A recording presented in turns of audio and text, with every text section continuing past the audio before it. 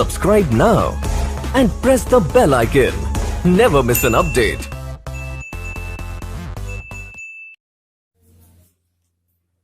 All the viewers and students are welcome in this class. Today's topic is very important, and dear students, let's start with some examples. So we have here some examples. आइए हमारे पास कुछ example है, हम example को पढ़ते हैं और देखते हैं. तो हमारे पास एग्जाम्पल के 3 सेंटेंसेस हैं. आई लर्न इंग्लिश, सेकंड है यू लर्न म्यूजिक, थर्ड है she plays football. So dear students, what is very important in these sentences? इन सेंटेंसेस में जो वेरी इंपॉर्टेंट बात है वो क्या है? इन सेंटेंसेस में ऐसा कौन सा वर्ड है जिसको अगर हम निकाल दे तो ये सेंटेंस मीनिंगलेस हो जाएंगे. The sentences will become meaningless and useless. There will be no meaning of this sentence. इन सेंटेंसेस का कोई मीनिंग नहीं होगा अगर उनमें से हम वो वर्ड निकाल दे. सो डियर स्टूडेंट्स, वो वर्ब है हमारा वर्ब, वो वर्ड है हमारा verb, that is learn, learn and place. अगर हम इन सेंटेंसेस में से फॉर एग्जाम्पल अगर हम यहां से आई लर्न इंग्लिश में लर्न को निकाल दे तो हमारे पास क्या रह जाएगा? हमारे पास कोई मीनिंग ही नहीं रहेगा. ये सेंटेंस मीनिंगलेस हो गया, मीनिंगलेस हो गया. आप इसको पढ़ के देख लीजिए. अगर हम बोले आई इंग्लिश तो आई इंग्लिश, मैं इंग्लिश, इसका कोई अर्थ ही नहीं है. There is no meaning of this sentence. In this way, in the same way, अगर हम यू इस सेंटेंस में से हमने लर्न निकाल दिया तब ये सेंटेंस क्या रह गया? इसका कोई मीनिंग ही नहीं रहा. इसकी इस सेंटेंस की जान ही निकल गई. एंड सी प्लेज फुटबॉल, और इस सेंटेंस में से हम इसकी वर्ब जो है प्लेज निकाल दें तो आप देखिए इन सेंटेंसेस का कोई अर्थ नहीं है, क्योंकि इनमें से हमने इनकी जान जो है, इन सेंटेंसेस की जो आत्मा निकाल दी है. और किसी भी सेंटेंस की जो जान होती है या उसकी आत्मा होती है, हम उसको कहें, या उसकी बैकबोन होती है, तो वो होती है वर्ब. वर्ब के बिना कोई भी सेंटेंस पॉसिबल नहीं हो सकता. जब हम इन सेंटेंसेस के अंदर वर्ब फिल करेंगे तब ही इन सेंटेंसेस का मीनिंग कंप्लीट होगा. तो हम इनको कंप्लीट कर लेते हैं again. Learn, learn and place. This is our today's topic dear students. आज का हमारा यही टॉपिक है कि वर्ब क्या होती है, वर्ब का क्या रोल होता है, वर्ब के कितने फॉर्म्स हैं और उनके क्या डिफरेंट टाइप्स ऑफ यूज है हमारे टेंस और सेंटेंसेस के अंदर. सो हम आज के टॉपिक में यही सीखेंगे कि वर्ब का यूज कैसे करना है और क्या उनके डिफरेंट यूजेस हैं. तो हम इस पॉइंट ऑफ व्यू से समझते हैं कि verb is a backbone. Verb is the backbone of a sentence and tense. बिना वर्ब के कोई टेंस हो नहीं सकता, बिना वर्ब के कोई सेंटेंस अपना मीनिंग क्लियर कर नहीं सकता. इसके लिए हम एक एग्जांपल और ले लेते हैं. अगर हम इन सेंटेंसेस में से सब्जेक्ट और ऑब्जेक्ट हटा दें और हमारे पास केवल वर्ब रह गई, तो वर्ब तो अपना मीनिंग कंप्लीट कर रही है, लर्न. अगर हम किसी को कहें कि लर्न, आप सीखिए, इसका मतलब हम किसी को सीखने के कह रहे हैं. अगर हम कहते हैं प्लेस, खेलता है, तो इसका मतलब कोई ना कोई खेलता है, सम एक्शन टेक्स प्लेस. अगर कहते हैं कि लर्न, किसी ने सीखा, यानी समथिंग हैज बीन लर्न, कुछ ना कुछ बात सीखी गई है. वर्ब अपना मीनिंग कंप्लीट कर रही है, वर्ब अपने मीनिंग को बता रही है कि some action has been taken place, के कोई ना कोई एक्शन तो हुआ है. लेकिन बिना वर्ब के सब्जेक्ट और ऑब्जेक्ट का कोई मीनिंग नहीं रह जाता. अगर सेंटेंस में से हम वर्ब निकाल देते हैं so the sentence becomes meaningless and there is no use of that sentence. और इस सेंटेंस का कोई यूज नहीं रह जाता, क्योंकि वर्ब के बिना कोई सेंटेंस हो ही नहीं सकता. ऑब्जेक्ट और सब्जेक्ट के बिना सेंटेंस हो सकता है. वर्ब अपना मीनिंग क्लियर कर लेती है, लेकिन वर्ब के बिना सब्जेक्ट और ऑब्जेक्ट का कोई मीनिंग नहीं रह जाता और वो सेंटेंस मीनिंगलेस हो जाता है. इसलिए verb is called the backbone of a sentence और टेंस. तो वर्ब किसी भी टेंस या किसी भी जो हमारे सेंटेंस की बैकबोन कहलाती है. यही बात हमें समझनी है. डियर स्टूडेंट्स, कोई भी कैंडिडेट जो इंग्लिश सीखना चाहता है, चाहे वो बिगनर है चाहे वो पहले से ही सीख रहा है, उसके लिए टेंस सीखना बहुत जरूरी है. बिना टेंस के इंग्लिश ठीक से नहीं आएगी, क्योंकि टेंस जो हमारी लैंग्वेज, किसी भी लैंग्वेज का बेस है, खासकर जब हम इंग्लिश सीख रहे हो. और टेंस सीखने से पहले अगर आपको वर्ब की फॉर्म्स और वर्ब के यूज को समझे तो आपको आपके लिए टेंस सीखना becomes very easy. So Let's understand today what is the use of verb and what is a verb and what are its different types of use. So dear students, first of all we see what is the definition of a verb. So here's the definition. A verb denotes an action. कि कोई भी verb जो एक action को denote करती है. Verb का मतलब होता है कोई भी काम हुआ, यानी कोई किसी काम का होना, जैसे प्ले खेलना, ईट खाना, ये जो है वर्ब है और ये किसी खाने के जो है, जैसे हम अगर ईट बोलते हैं, it means something is being eaten और हैज बीन ईटन, कुछ खाया गया है या कोई कुछ खाया जाता है. अगर हम प्ले बोलते हैं, इट मीन्स खेला जाना, और play means something has been played और समथिंग इज बीइंग प्लेड, या तो कुछ खेला गया है या फिर कुछ खेला जा रहा है. तो इस प्रकार से वर्ब जो है हमारी किसी काम के होने के भाव को दर्शाती है, और काम होना ही किसी सेंटेंस की जान होता है. अगर हम वर्ब को नहीं समझते तो हम ठीक प्रकार से टेंस को भी अंडरस्टैंड नहीं कर पाएंगे. So let us see what is this. तो हम देखते हैं ये क्या है. तो वर्ब हमने डेफिनेशन जान ली कि वर्ब एक एक्शन को डिनोट करती है, एक्शन के बारे में बताती है, किसी काम के बारे में बताते हैं. तो वर्ब का टेंसेस में क्या यूज है, वर्ब कैसे काम करती है. तो वर्ब्स की इसके लिए हमें डियर स्टूडेंट्स सबसे पहले वर्ब्स की जो है फॉर्म्स, क्या इनके रूप है, वर्ब की फॉर्म क्या है, इसके रूप क्या है, अलग अलग रूप क्या है, वो समझना होगा. और क्योंकि वो अलग अलग रूप ही हमारे अलग अलग सेंटेंसेस के अंदर और टेंसेस के अंदर यूज होते हैं, जो हमें different types of meaning provide करते हैं, जो हमें अलग अलग जो अर्थ प्रदान करते हैं. सो देखते हैं. तो वर्ब के जो फॉर्म्स ऑफ वर्ब है, वर्ब के जो रूप है वो क्या है. देखिए फर्स्ट जो है हमारे पास वर्ब की हम फर्स्ट फॉर्म यूज करते हैं. सेकेंडली जो है हम है वर्ब की सेकंड फॉर्म यूज करती है. एक वर्ब की फर्स्ट फॉर्म फिर सेकंड फॉर्म हुई, उसके बाद जो हमारे पास है वर्ब की थर्ड फॉर्म है. उसके बाद जो फोर्थ फॉर्म है हमारे पास वर्ब की verb first form plus ING.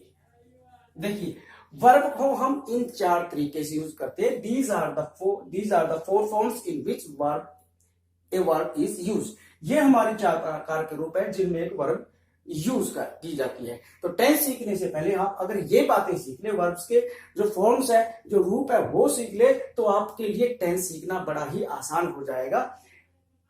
क्योंकि यहां पर क्योंकि ये वर्ब ही टेंसेस के अंदर यूज होती हैं, इनके इसी प्रकार से यूज होती हैं, और अगर पहले ही उनका मीनिंग समझ लेते हैं तो टेंस में जब हम सीख रहे हैं तो ऑलरेडी हमें कुछ अंडरस्टैंडिंग है, तो we can easily learn any tense and we can understand the sense of any sentence. तो हम टेंस आसानी से सीखते हैं, हम किसी भी टेंस की जो है सेंस आसानी से समझ लेते हैं. तो वर्ब की जो फॉर्म है डियर स्टूडेंट्स कहां यूज होती है, where do we use first form of verb. तो हम वर्ब की फर्स्ट फॉर्म का यूज करते हैं प्रेजेंट इंडेफिनिट टेंस में. प्रेजेंट इंडेफिनिट टेंस में हम वर्ब की फर्स्ट फॉर्म का यूज करते हैं. टेंसेस के अंदर वर्ब की फर्स्ट फॉर्म सिर्फ एक ही टेंस में यूज होगी, वो है हमारा प्रेजेंट इंडेफिनिट टेंस. और प्रेजेंट इंडेफिनिट में इसका क्या यूज है, जो जनरल एक्शन,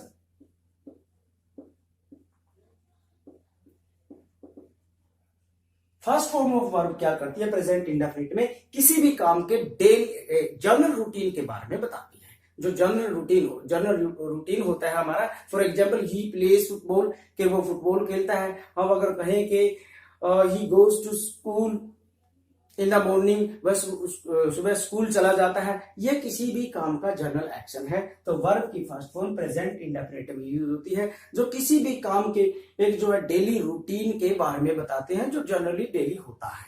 अगर हम कहें कि I get up early in the morning, कि मैं सुबह जल्दी उठ जाता हूं, ये मेरा डेली का रूटीन है, इसलिए मैं प्रेजेंट में वर्ब की फर्स्ट फॉर्म का यूज करता हूं. तो नेक्स्ट हमारे पास है वर्ब की सेकंड फॉर्म. सेकंड फॉर्म को हम पास्ट इंडेफिनिट में यूज करते हैं. पास्ट इंडेफिनिट में हमारी वर्ब की सेकंड फॉर्म यूज होती है. वर्ब की सेकंड फॉर्म सिर्फ एक ही जगह यूज होती है पूरी इंग्लिश लैंग्वेज में है, लैंग्वेज में, वो है पास्ट इंडेफिनिट. वर्ब की फर्स्ट फॉर्म तो कोई और जगह भी यूज होती है, जो और टॉपिक है, हमारे इंग्लिश लैंग्वेज के। लेकिन जो वर्ब की सेकंड फॉर्म है, आपको ये याद रखना है केवल ये पास्ट इंडेफिनिट टेंस में ही यूज होगी और इसका कोई इसके अलावा और कहीं यूज नहीं होती। और पास्ट इंडेफिनिट में वर्ब की सेकंड फॉर्म जो पास्ट के जो जनरल एक्शन है, जो जनरल रूटीन की बातें हमारी पास्ट में होती थी वो बताती हैं। पास्ट इंडेफिनिट में दोबारा से सुन लीजिए, वर्ब की सेकंड फॉर्म का क्या रोल है।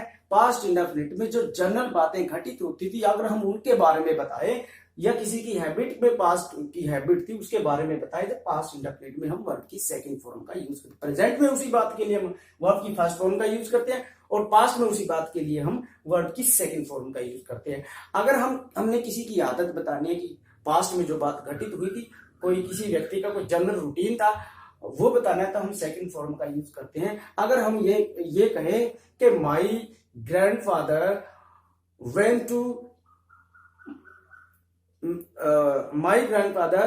टू स्कूल डेली, मेरे दादाजी रोज स्कूल जाते थे। My grandfather got up at 4 in the morning, मेरे दादाजी सुबह 4 बजे उठते थे।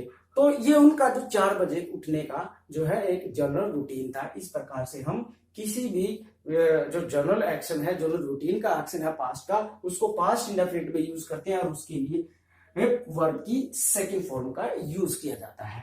तो ये बातें समझना बहुत जरूरी है।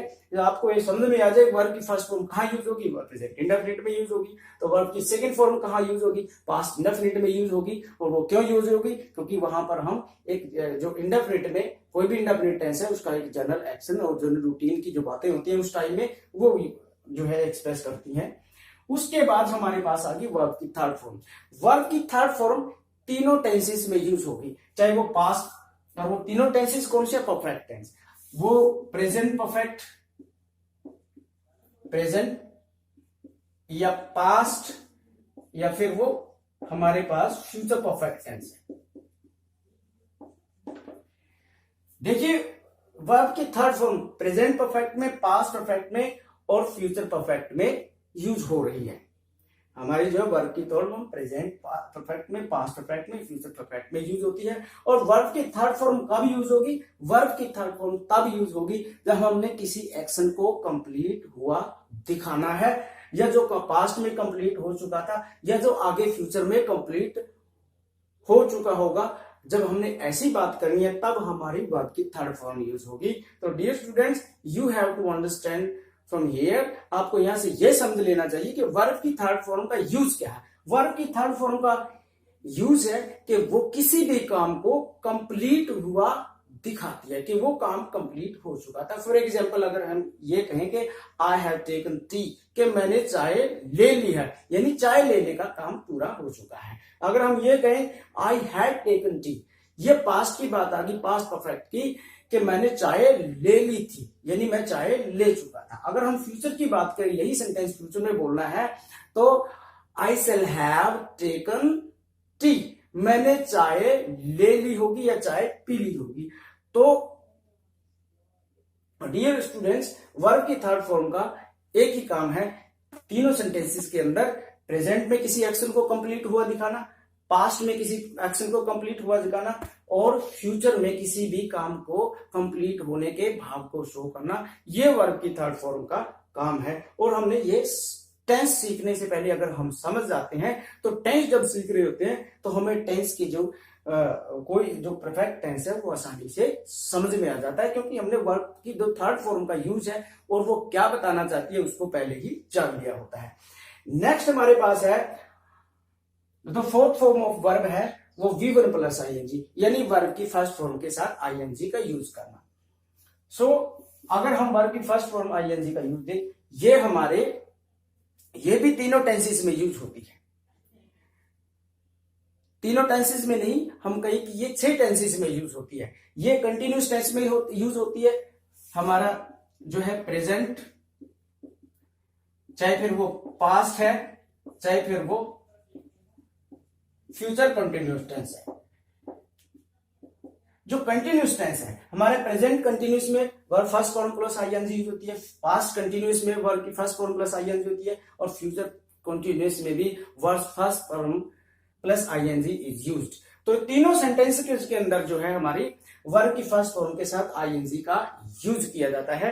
यानी फॉर एग्जाम्पल अगर हम यह कि आई एम टेकिंग टी, मैं चाय पी रहा हूं, आई वॉज टेकिंग टी, मैं चाय पी रहा था, आई शैल बी टेकिंग टी, मैं चाय पी रहा हूंगा। देखिए वर्ब तो वही है, लेकिन हमारे टेंस जो चेंज हो गए हैं उनके जो है उनकी टाइप बात कहने की जो हमारी टाइमिंग चेंज हो गई है, लेकिन वर्ब हमारी फर्स्ट फॉर्म प्लस आईएनजी ही है।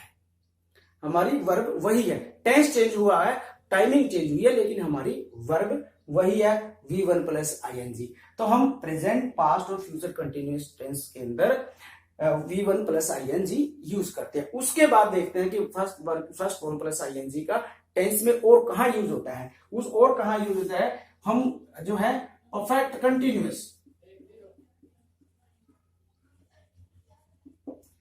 डियर स्टूडेंट्स, नेक्स्ट जो यूज है टेंसेस के अंदर हमारा V1 प्लस आईएनजी, यानी वर्ब की फर्स्ट फॉर्म प्लस आईएनजी का यूज जो है हमारा वो परफेक्ट कंटिन्यूअस टेंस, तीनों परफेक्ट कंटिन्यूअस टेंसेस के अंदर हमारी V1 प्लस आईएनजी यूज होती है। चाहे वो प्रेजेंट परफेक्ट कंटिन्यूअस हो, चाहे वो फ्यूचर परफेक्ट कंटिन्यूअस हो, चाहे वो हमारा पास्ट परफेक्ट कंटिन्यूअस हो, तीनों टेंसेस के अंदर हमारी जो V1 प्लस आईएनजी यानी वर्ब की फर्स्ट फॉर्म के साथ जो आईएनजी लग के यूज होता है। तो हमारी जो V1 प्लस आईएनजी वो कंटिन्यूअस, प्रेजेंट, पास्ट और फ्यूचर कंटिन्यूअस में भी यूज होती है, और वो present, past and future perfect continuous में भी यूज होती है।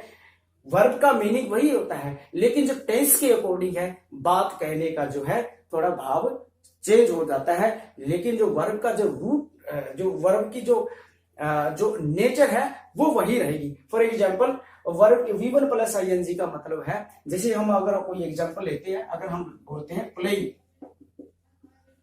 हमारे पास प्लेइंग का मतलब होता है खेल रहा, प्लेइंग का मतलब है हमारा खेल रहा। तो प्रेजेंट में भी वो खेल रहा है, खेल रहा, पास्ट में भी खेल रहा, फ्यूचर में भी खेल रहा, लेकिन टेंस के अकॉर्डिंग वो टाइम चेंज हो जाएगा। वो खेल रहा है, जो वो खेल रहा था, वो खेल रहा होगा। उसी प्रकार जो फ्यूचर परफेक्ट कंटिन्यूअस टेंस है, future perfect perfect continuous tense है, परफेक्ट कंटिन्यूअस टेंस का मतलब होता है कि कोई भी काम जो है, कोई इसे ऐसे काम को शो करना जो कुछ हद तक तो कंप्लीट हो चुका है, लेकिन वो काम आगे भी जारी है। ये फ्यूचर परफेक्ट कंटिन्यूअस का नेचर है, लेकिन उसमें भी वर्ब की first form plus ING use होती है। फॉर एग्जांपल, जैसे it has been raining here since morning, कि यहां पर सुबह से बारिश हो रही है। It has been raining here since morning. तो इसको पास्ट में भी ले सकते हैं, it had been raining here since morning, it will have been raining here since morning. तीनों टेंसेस के अंदर रेनिंग रेनिंग रेनिंग ही आया है, लेकिन टेंस चेंज हो गया है। तो हम यहां से ये समझ लें कि V1 प्लस आईएनजी का यूज कौन कौन से टेंसेस में होता है और उनका कौन क्या क्या अर्थ रहता है।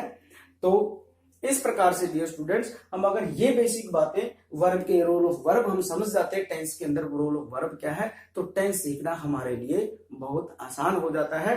तो my suggestion for the English learner is that before starting learning tense learn करना सीखने से पहले they must learn use of verb and it forms. उन्हें वर्ब के यूज और इसकी जो फॉर्म्स है अलग अलग, उनके बारे में जानकारी जरूर लेनी चाहिए। वो जरूर सीख लेना चाहिए कि उनका अलग अलग टेंसेस में और या अलग अलग फॉर्म्स जो है उनका क्या यूज रहता है। अब हम कुछ एग्जाम्पल देखते हैं इनके यूजेस के।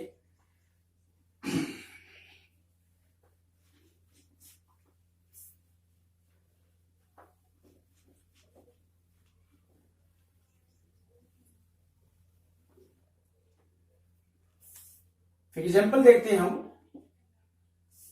अब टेंसेस के अंदर वर्ब की फर्स्ट फॉर्म, अगर हम प्रेजेंट, अगर वर्ब की फर्स्ट फॉर्म देखिए, ही प्लेज फुटबॉल डेली, यहां पे हमने we have used here verb first form, यहां पे हमने वर्ब की फर्स्ट फॉर्म का यूज किया है। It means it is present indefinite, इसका मतलब है ये प्रेजेंट इंडेफिनिट टेंस है। डेली, वह डेली फुटबॉल खेलता है। अगर हम यहीं पर इसको सेकंड फॉर्म लगा दे, अगर प्लेड लगा दे, तो इसका मतलब हो जाएगा पास्ट, कि ये एक्शन पास्ट का है। देखिए वर्ब की फर्स्ट फॉर्म जहां पे यूज की गया दैट इज प्रेजेंट एक्शन, वहां पर मतलब प्रेजेंट का होगा कि ही प्लेज फुटबॉल डेली, के डेली फुटबॉल खेलता है। अगर हम इस वर्ब की फर्स्ट फॉर्म को सेकंड फॉर्म में चेंज करते हैं, इट मींस द एक्शन और verb belongs to past tense, के जो वर्ब है वो पास्ट टेंस से बिलोंग करती है। ही प्लेड फुटबॉल डेली, वह रोज फुटबॉल खेलता था। टेंस के अकॉर्डिंग जो है हमारे जो वर्ब का मीनिंग और टाइमिंग चेंज हो गया।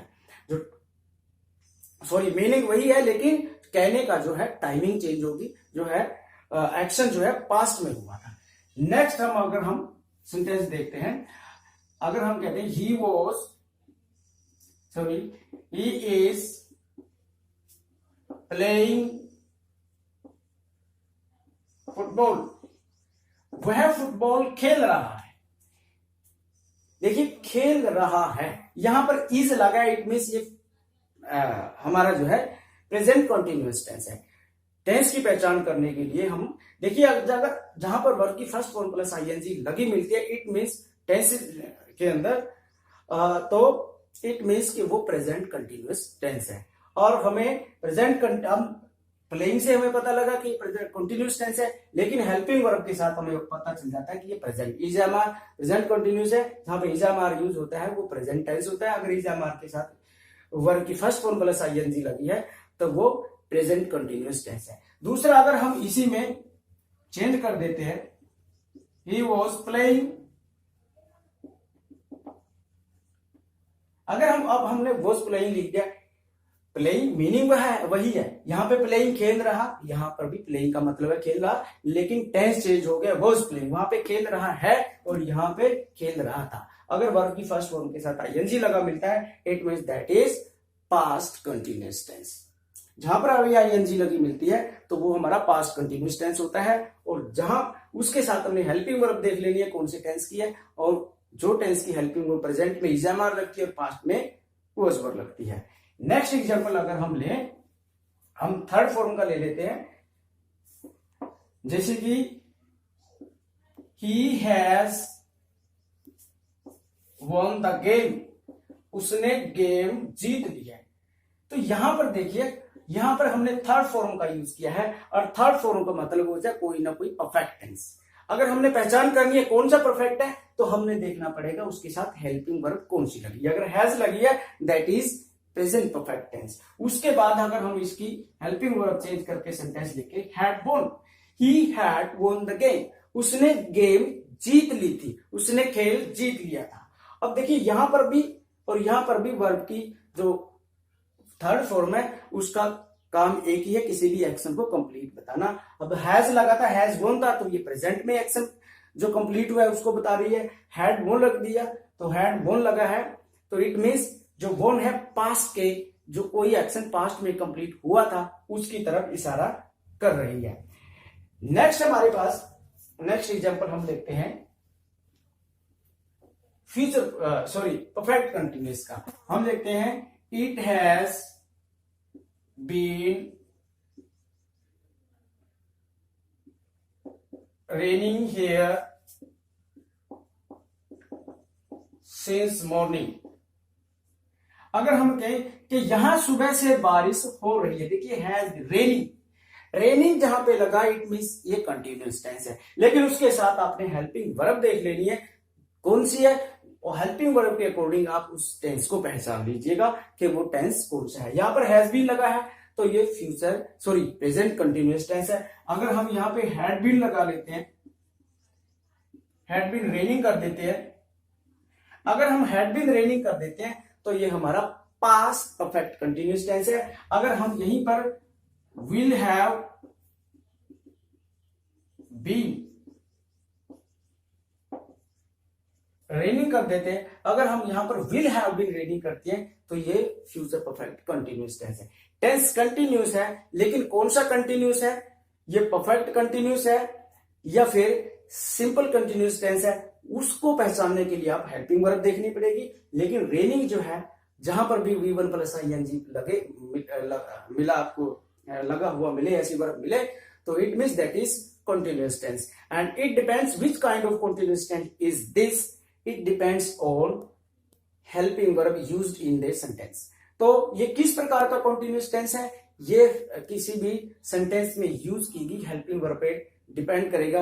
वो आपको बताएगी ये फ्यूचर सिंपल कंटिन्यूस है या फिर परफेक्ट कंटिन्यूस टेंस है। तो इस प्रकार से डियर स्टूडेंट्स, अगर आप यूज ऑफ वर्ब को टेंस सीखने से पहले आप समझ ले, उसका मीनिंग अच्छी तरह से क्लियर कर ले कि वो किस किस सिचुएशन में यूज होती है, कि वर्ब की फर्स्ट फॉर्म किस टेंस में यूज होगी और क्या उसका मतलब रहेगा, वर्ब की सेकंड फॉर्म कौन से टेंस में यूज होती है, उसका क्या मीनिंग रहेगा, वर्ब की थर्ड फॉर्म कौन से टेंस में यूज होती है, और वर्ब की थर्ड फॉर्म क्या भाव यानी कि नेचर क्या है, वो क्या कहना चाहेगी, ये बात आपको पता चलती है। तो I assure you, you will definitely learn tenses very easily. आप निश्चित रूप से टेंसेस को बड़ी आसानी से सीख पाएंगे। तो dear viewers and students, I hope you will like and you will learn from this lecture. And if you like this lecture, so I request and you to please subscribe the channel and like and comment करके आप बताइएगा ये video कैसा रहा, आपको कैसा लगा। Thank you very much. जय हिंद।